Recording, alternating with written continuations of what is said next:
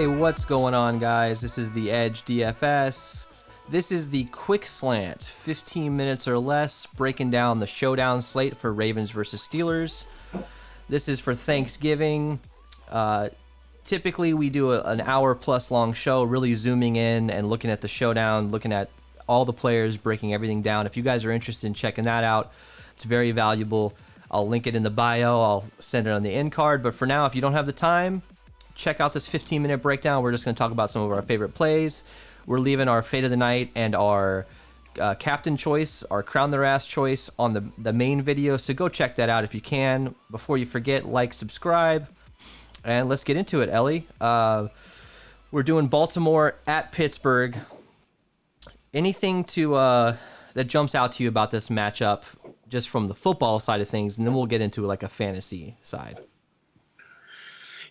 Yeah, man, I'm really excited for this game. I think we're going to have the opportunity to see some really good defenses play against each other. I think the ownership is coming in pretty heavily on Pittsburgh right now, given just the Vegas line and kind of the win odds. Yeah. And given the low total, I think it's going to offer some interesting roster construction. Mm-hmm. I think there's going to be plenty of ways to get different here, and we'll get into that shortly. But I'm excited for this game, man. It's going to be competitive, and everything's fairly decently priced on the slate. There's some value, and then there's some you got your high end players, but you're not just spending out the ass like you would on a normal slate. Yeah. So or on one of the other slates. So I'm excited for it, man. It's gonna be fun. So Baltimore is the underdog here. They're going on the road to Pittsburgh. I'm not sure if there's going to be fans in the stands or not. Probably a couple thousand potentially. We'll see.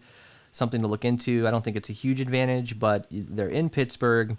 The weather might be a little bit wet. It's going to be a little cold, a little wet. Not a huge deal when it comes to this style of play. These teams are typically going to lean towards running the ball. Sort of this is the AFC division matchup, so these guys are hard-nosed. It's a big rivalry.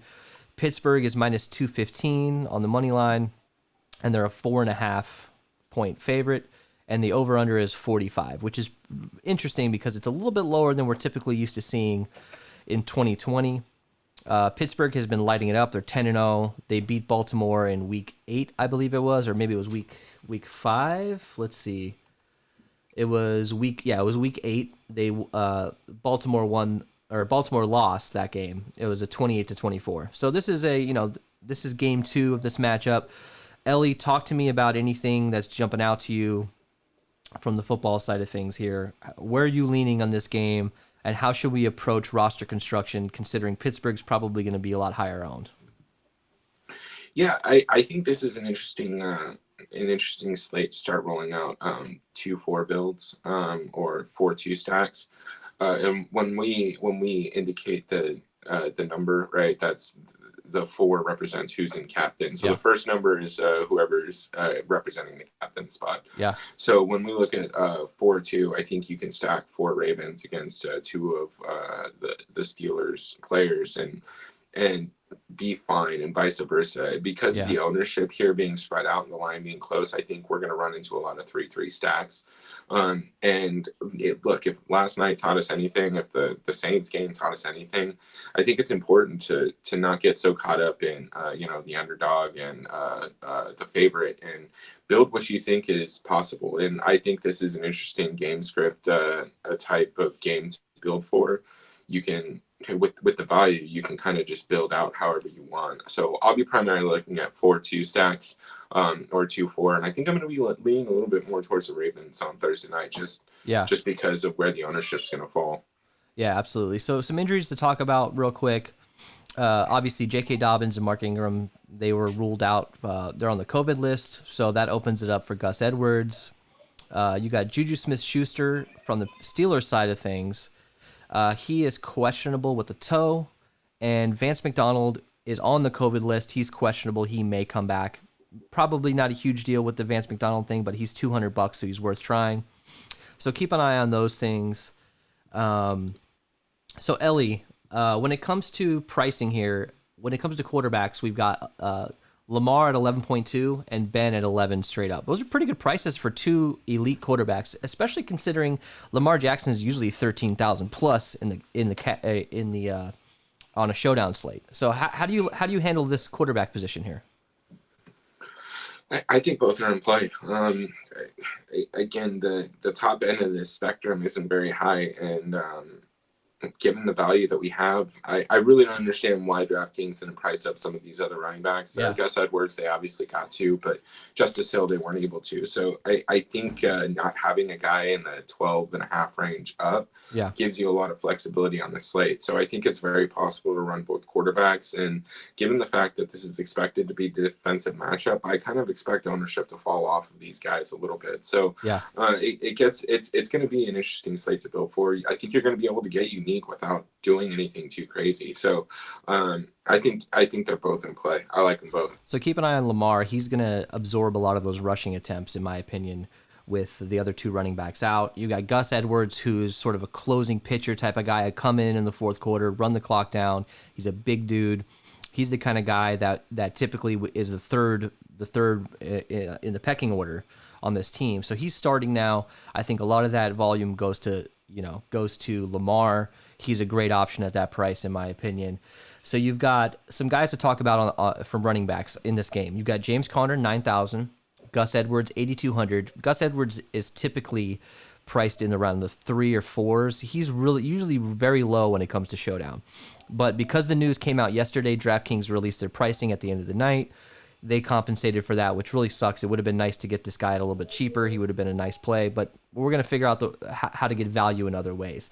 Justice Hill at $200, he's the number 2 running back in this game. Now, he's probably not going to get as many carries, but he's a threat in the passing game. $200 for a guy who catches four catches and possibly can get you a touchdown. That can break the slate at $200. Benny Snell Jr. at $1,600. He's backing up James Conner. He's a great option. I think those are all great options. Really quick, who's your favorite running back on this slate? Justice Hill. Justice Hill, $200. I don't know what else to say about him. Yeah, it's not risky. Consider getting him into your lineups for sure, and keep an eye on his ownership. So let's go over to wide receiver. We've got Deontay Johnson, who's been absolutely crushing it lately. He's at 10,000. He's priced up quite a bit. You have Chase Claypool, who is realistically the number 1 wide receiver on this team. I mean, I guess right now there's a 1A, 1B, and then sort of a number 2. If I had to qualify it at this moment, I'd say Deontay Johnson's 1A, Chase Claypool's 1B, and Juju Smith-Schuster at 7,600. He's sort of your second option. Although I think over the course of the season, it's going to prove to be that Deontay Johnson's more of that third option. So when you're looking at wide receivers from the Steelers, who's your favorite option out of those 3 guys we just mentioned? I mean, just because of his price tag right now, it's Juju at 7,600. I think that gives you a lot of flexibility to build your lineups. But I mean, all 3 of these guys have the ability to take the top off of a defense, and they're going to get a lot of targets.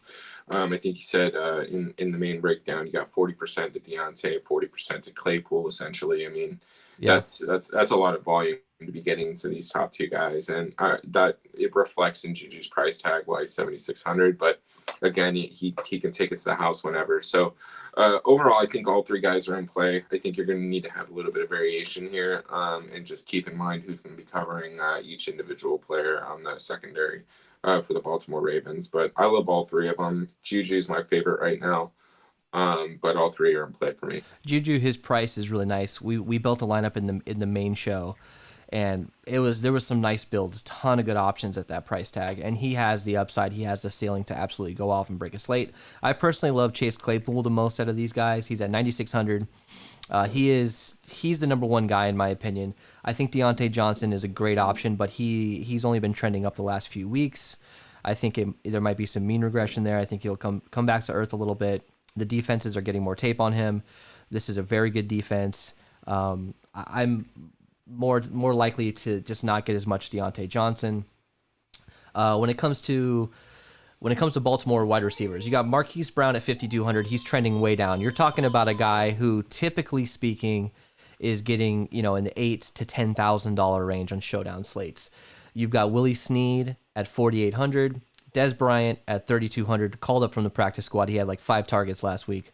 And Devin Duvernay, who is a dual threat sort of player. He's a dynamic guy. He's only $1,000. In the past on these slates, we've been really high on Duvernay. He hasn't really worked out for us. I still think we can be high on him and mix him in at that price tag. It really allows you some freedom, and you can spread yourself out with Justice Hill, Duvernay, Benny Snell. Get those guys spread out across your lineups. Don't put all your eggs in one basket. But I think all these guys are going to be under, specifically Devin Duvernay will be under 10%. And that's a great option in my opinion. So who's your favorite option on for wide receivers for the Ravens? Right now it's between Marquise Brown and Devin Duvernay. Devin, I'm curious to see kind of how his playing time is going to shift if Des Bryant gets a little bit more active, but they're also different wide receivers. So I think he might fill in for Snead and then replace Brown in those kinds of situations. So Yeah. he does have the upside. Plus he returns kicks and punts, so you may be able to get one of those touchdowns here or there. Yeah. So he's not a bad play at 1K. But Marquise Brown at 5,200, I understand his performance hasn't been significant or deserving of a high price tag, but he does have the upside, and I like him at 5,200. So I'll be taking a couple dart throws on him. Other than that, Dez is interesting. Yeah, but I'm not going to get too crazy here. Yeah, so let's move on to tight ends. We got Mark Andrews at 7,400, always a great option.